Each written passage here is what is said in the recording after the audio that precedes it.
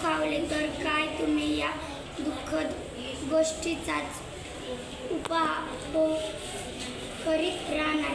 त्या कष्टप्रिय प्रसंगांना विसरून जा आणि स्वतःच्या मनाला शुभकर्मामध्ये केंद्रित करा. चिंतेपासून मुक्त होण्याचा सर्वोत्तम उपाय दुःखांना विसरणे हाच आहे. आमचे कोणी एकच नाही दुसऱ्यांना सांगून थकलो परंतु काहीच परिणाम होत नाही अशा बोलणाऱ्या स्वतःकडे बघावे. मग आत्मनिरीक्षण केल्यास स्वतःच्या निरीक्षतेचे साक्ष पटेल.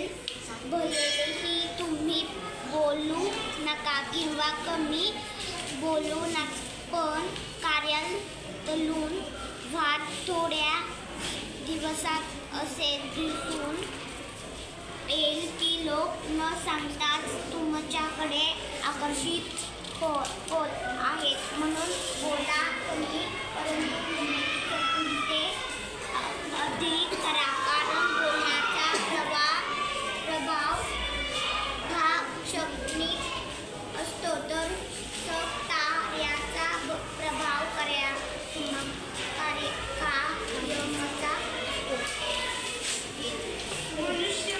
मनुष्यामध्ये एखाद्या कामाचा ध्यास असेल तर तो इतरांकडे 100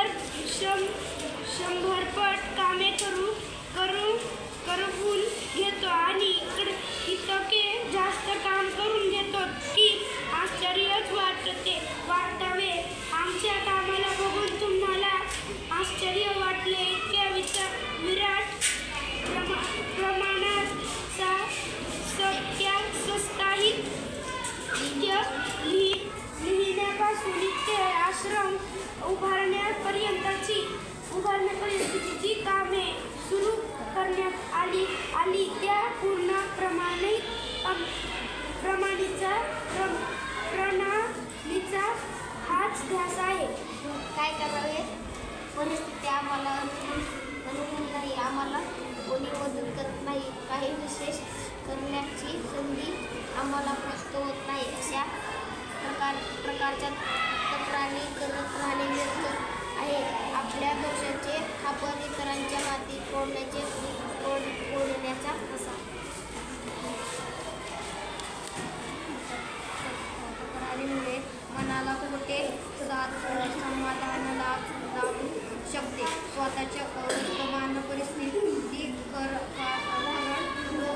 लोक कधी नशिबाला दोष देतात तर कधी देवतांसमोर नाक घासतात. या